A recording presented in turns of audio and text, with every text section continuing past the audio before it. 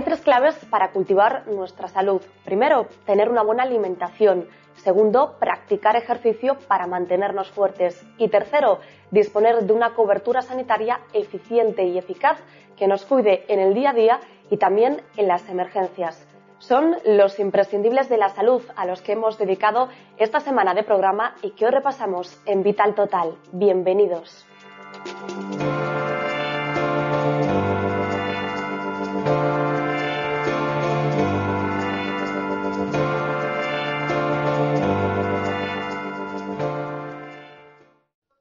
La atención primaria es la más próxima, pero muchas veces también la más desconocida. Por eso, el doctor Rosendo Bugarín nos detalla en Vital Salud todas las funciones de un médico de cabecera. Tras él, prepárense para una lección de primeros auxilios en la que nos ofrece la enfermera y voluntaria de la Cruz Roja, Iria Martínez. Comenzamos.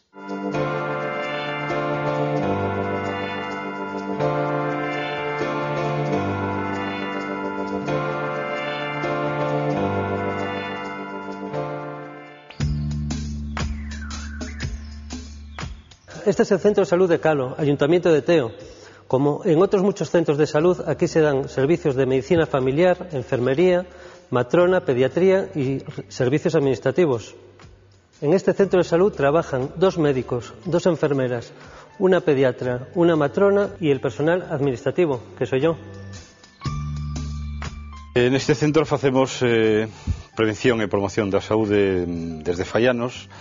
A promoción da saúde diríxese á poboación xeral e trátase de fomentar nela hábitos de vida saudables.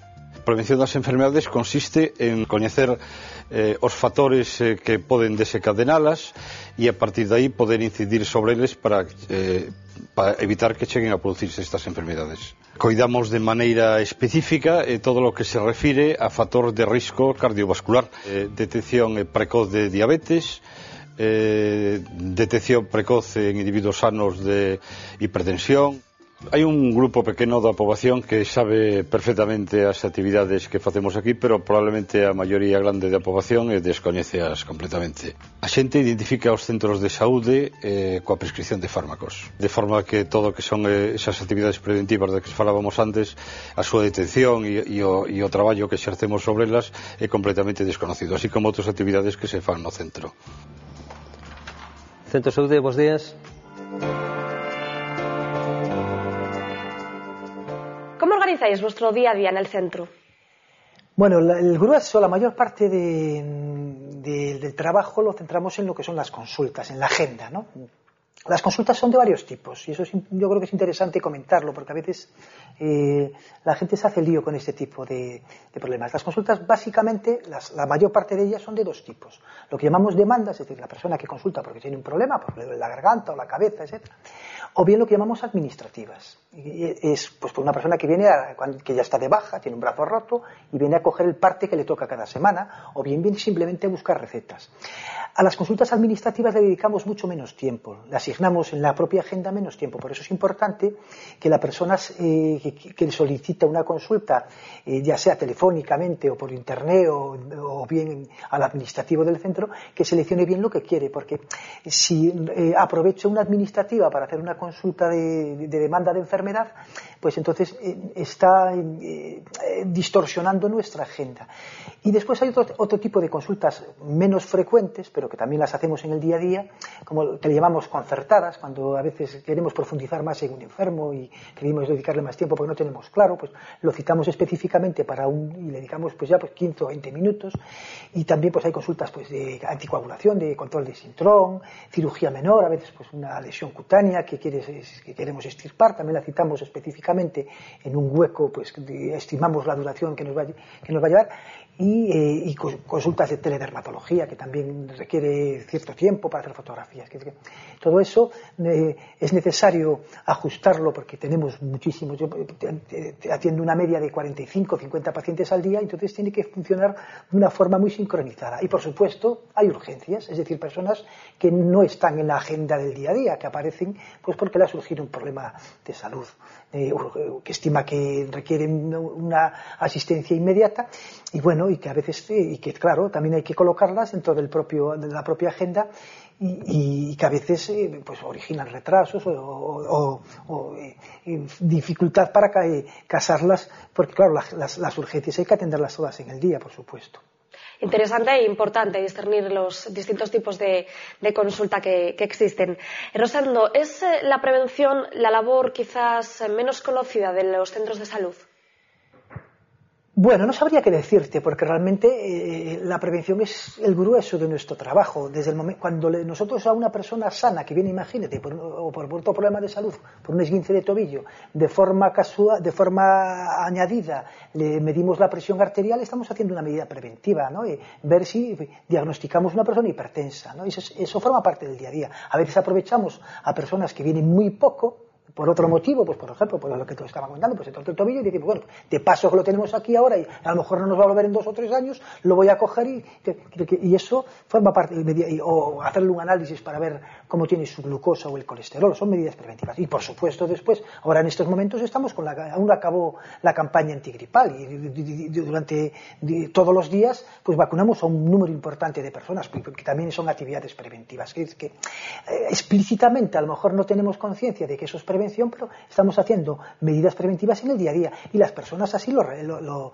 Vienen muchas personas incluso a veces sanas que nos dicen, mire, yo nunca me hice un análisis, me gustaría hacerse un análisis. Eso es una actividad preventiva sin duda alguna, porque no se hace el análisis por ningún problema de salud, sino porque quiere saber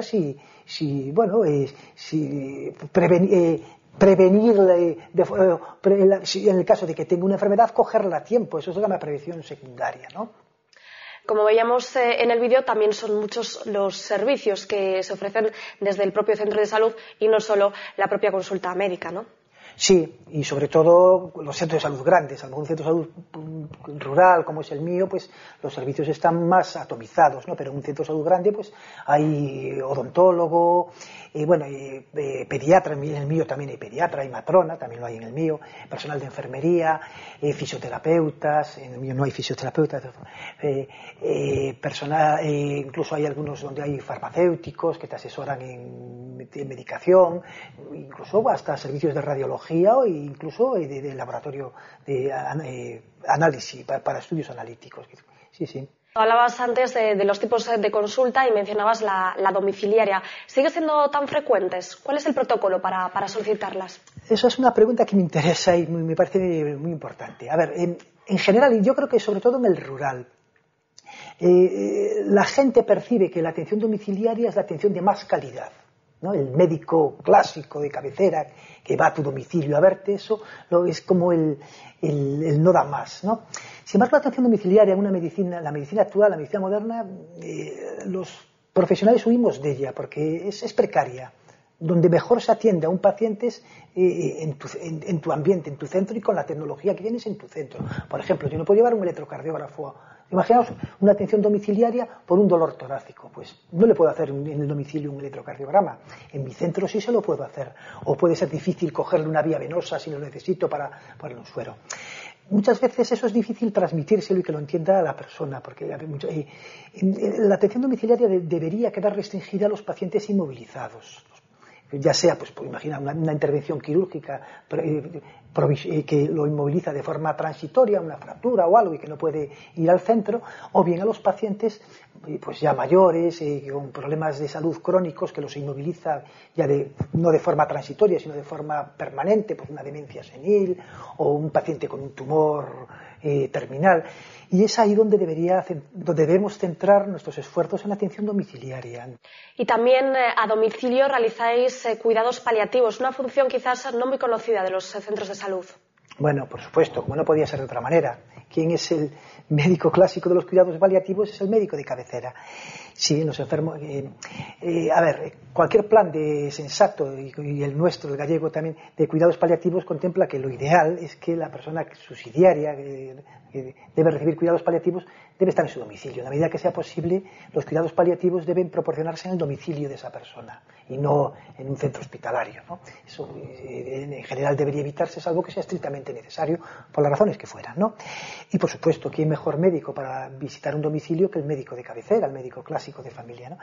¿Qué ocurre? Que a veces la complejidad de la situación obliga, pues también, como con otras especialidades, a consultar a médicos expertos en cuidados paliativos. Pero debería ser, tal como os comentaba antes, de la capacidad de resolución de primaria. En ese sentido deberíamos cada vez ser más resolutivos y ser más autónomos en el manejo de los cuidados paliativos. Entre otras cosas porque es imposible que los dispositivos específicos hospitalarios de cuidados paliativos puedan llegar a toda la geografía gallega, que es muy complicada. Imagina, como puede haber al Caborel, pues no, allí no puede llegar ningún plan. Claro, una cosa son las ciudades como Coruña, Vigo, donde es fácil manejarse en coche desde el hospital, pero hay núcleos rurales o no tan rurales que están 60 o 70 kilómetros alejados de cualquier hospital, y por una orografía mala y malas carreteras. Por lo tanto, resulta complejo. Resulta muy complejo y no puede hacerlo otra persona que no sea el médico de cabecera.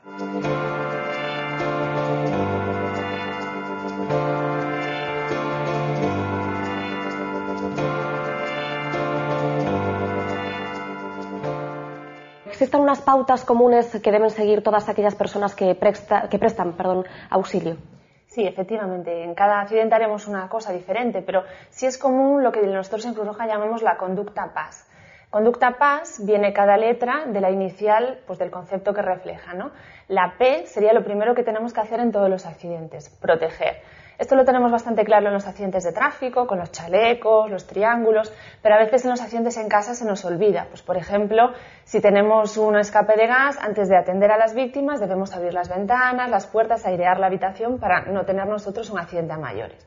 Después de proteger el lugar, lo que hacemos es alertar a los servicios de emergencia.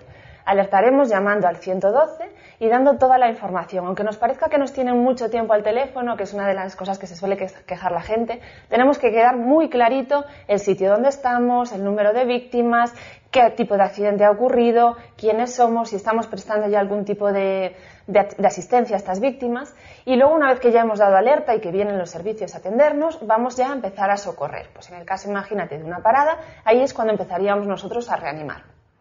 Y en el caso de accidentes más leves, como quemaduras, cortes o roturas, ¿cómo se debe actuar y, sobre todo, qué no debe faltar en el botiquín casero y en el que se pueda tener en el trabajo? Bueno, las quemaduras, las heridas, los cortes que nos suelen pasar en casa, lo primero que debemos hacer es muy simple, que esto lo tenemos bastante claro, es abrir el grifo, agua fresca, y poner pues, el miembro de la quemadura debajo del agua, ¿vale? Esto nos va a servir en el caso de las heridas para limpiar y en el caso de las quemaduras para refrescar y que no se inflame la zona. Luego vamos a ver por separado. En el caso de las heridas, después de tener la herida limpia, lo que haríamos sería aplicar una solución desinfectante. En este caso ya no nos vale el alcohol, el agua oxigenada, ¿vale? Ahora vamos a utilizar los nuevos desinfectantes de última generación que ya puedan matar pues, más bichos, ¿vale? Luego taparíamos la herida con una gasa estéril y podríamos aplicar un vendaje. Si vemos que es una herida muy grande, acudiríamos a los servicios sanitarios de urgencia. Si es una herida pequeña, la mantenemos tapada y al cabo de unos días ya puede quedar al aire. En el caso de las quemaduras, lo principal, refrescar. Si es una quemadura pequeña, la que es de primer grado, simplemente un enrojecimiento de la piel, con esto nos es suficiente. Podemos aplicar también una crema específica de quemaduras, pero nada de pasta de dientes, espuma de afeitar o, bueno, demás trucos caseros que podemos conocer. En el caso de las quemaduras de segundo grado, aquellas en las que salen ya pues una ampolla, sí que es importante que la gente no pinche esas ampollas, ¿vale? Tenemos también esa costumbre y así es más frecuente que se produzcan infecciones. Entonces simplemente refrescamos la zona, tapamos con una gasa estéril y dejamos, pues si vemos que es una zona muy extensa, acudimos al servicio de urgencias y si no, pues ya se irá pues, aquello curando. En el caso de una herida, una quemadura ya de tercer grado, vemos la zona negruzca, una quemadura importante, acudiremos al servicio de urgencias con la zona bien tapada en gasas. Es importante, por ejemplo, si fuera una mano, llevar cada dedo tapado, que no vayan juntos, ¿sí? Poner una gasa entre cada uno de los dedos para que no se toquen todas las zonas. Por tanto, los desinfectantes no deben faltar nunca en el botiquín casero ni en el del lugar de trabajo. Efectivamente, en los botiquines debiera haber siempre los desinfectantes, ya os digo, los de la nueva generación, debiera haber gasas, debiera haber compresas, esparadrapo, una venda elástica, podría haber también esparadrapo, bueno, las cosas más útiles que vemos que solemos tener en los hogares. ¿Y cómo se debe actuar en el caso de caídas leves con rotura? Bueno, va a depender un poquito de la zona, el nivel de la lesión. Imaginemos, por ejemplo, una persona mayor que se cae en el hogar y vemos que puede haber pues, una fractura de caderas, un accidente bastante común en la gente mayor. Bueno, en este caso nosotros protegeríamos la zona, daríamos alerta e intentaríamos no mover mucho a la víctima, ¿vale? Esperaríamos a que llegara la ambulancia con unas determinadas férulas y pudieran efectuar el traslado. Si es una fractura, una zona más asequible, una fractura más pequeña, un brazo, un pie, sí lo que podríamos hacer es inmovilizar, pero inmovilizar siempre tal y como esté ese miembro, ¿vale? Si no intentar volver a colocar el hueso en su sitio ni nada, inmovilizaríamos pues con una pasmina, una bufanda, un trapo, lo que tengamos por casa y llevaríamos a la persona a un centro sanitario. Iria, también son frecuentes las intoxicaciones por ingesta de tóxicos o por inhalación de gases. ¿Cómo actuar en ese caso? Bueno, la ingesta de tóxicos es habitual en los niños, sobre todo, y en la gente mayor, con problemas de demencias, por ejemplo. En este caso también hay muchos mitos, que si beber leche, beber agua, bueno, va a depender mucho de la sustancia concreta. Entonces lo principal que tenemos que hacer, lo primero es ver cómo está esa persona, si está consciente, si no está consciente, y luego ver con qué se ha producido la intoxicación. Si nos damos cuenta, en prácticamente todos los envases aparece un número de teléfono del Servicio de Información Toxicológica. Debiéramos llamar a este teléfono y decir pues el nombre, la sustancia con la que se ha producido la ingestión, y ellos nos van a decir exactamente lo que tenemos que hacer, ¿vale? Si no tenemos este teléfono, vemos a la persona, pues la desplazamos a un centro sanitario e intentamos llevar siempre una muestra de ese producto para que sea más rápida la asistencia y nos puedan dar el antídoto correcto. En el caso de la inhalación de gases, lo principal, como dije antes, era proteger, airear, permitir que la persona pueda respirar oxígeno y que le llegue bien el aire. Tendríamos que mirar si la persona está consciente o inconsciente. En el caso de que esté consciente, a lo mejor pues un poco atontada, le cuesta respirar, lo ideal sería colocar a esa persona sentada. Sentada va a ser más fácil que la persona pueda respirar y que le llegue mejor el aire a los pulmones. Y luego ya habremos avisado al servicio de urgencias y ya nos trasladarán a un centro sanitario o nos dirán lo que tenemos que seguir haciendo.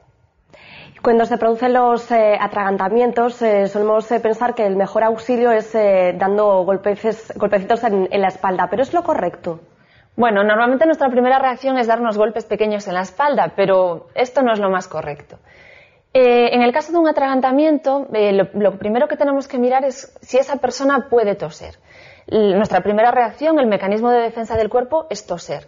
Si podemos toser, simplemente que la persona tosa. Le animamos a que tosa.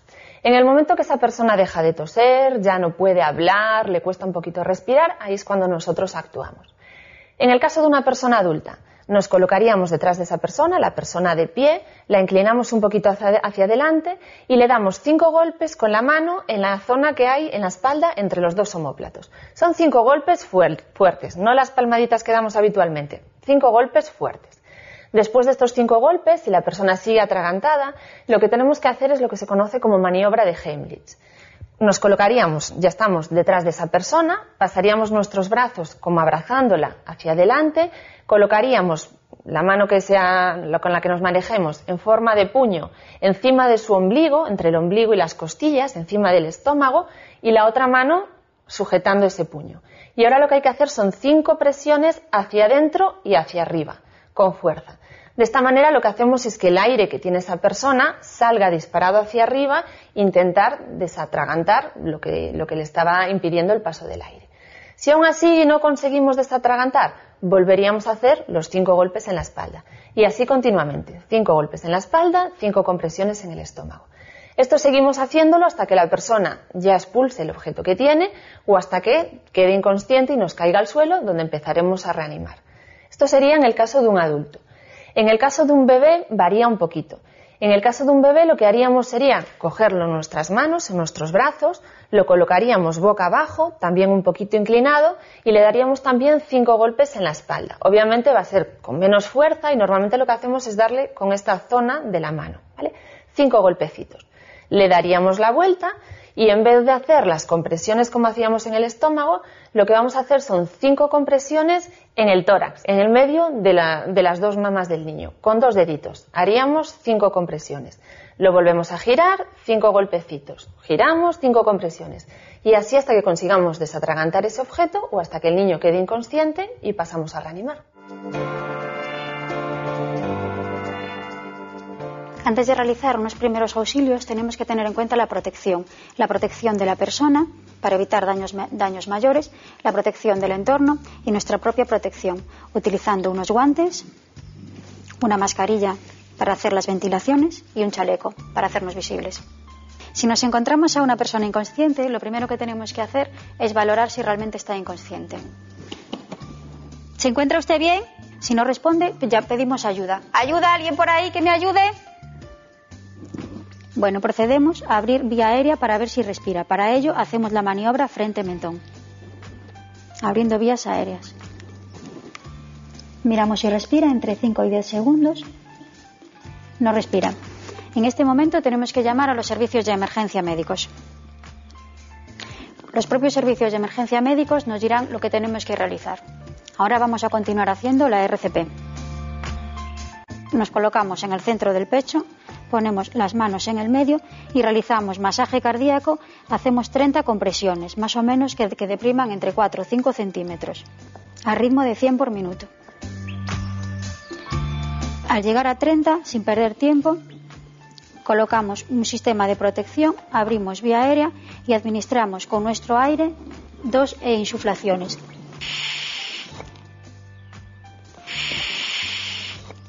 Comprobando que el pecho de la víctima se eleve.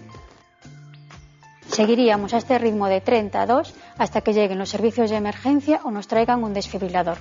El desfibrilador lo que detecta es ausencia de ritmo cardíaco, no detecta ausencia de respiración. El desfibrilador lo vamos a utilizar siempre que veamos a una persona que está inconsciente y que no respira, única y exclusivamente en esos casos. Encendemos el desfibrilador. Coloca las almohadillas sobre el pecho descubierto del paciente. Lo colocamos.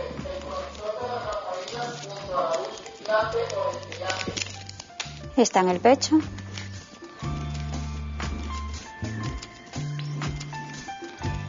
Y está en la parte anterior izquierda. Enchufamos el conector en la luz. Analizando el ritmo cardíaco. Todos separados para evitar daños mayores. El desfibrilador se recarga con una energía suficiente y nosotros procedemos a descargar. Choque administrado. Comience a hacer CPR. Y hacemos masaje cardíaco, 30 respiraciones, 2 compresiones durante 2 minutos.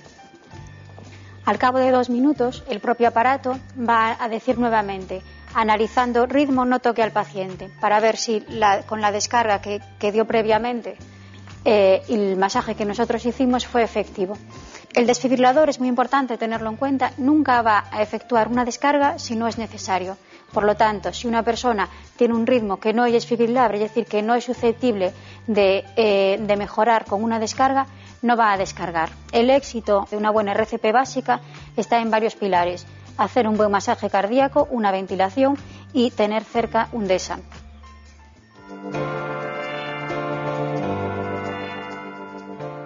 Siempre útiles las explicaciones sobre los primeros auxilios. Tras una breve pausa, regresamos.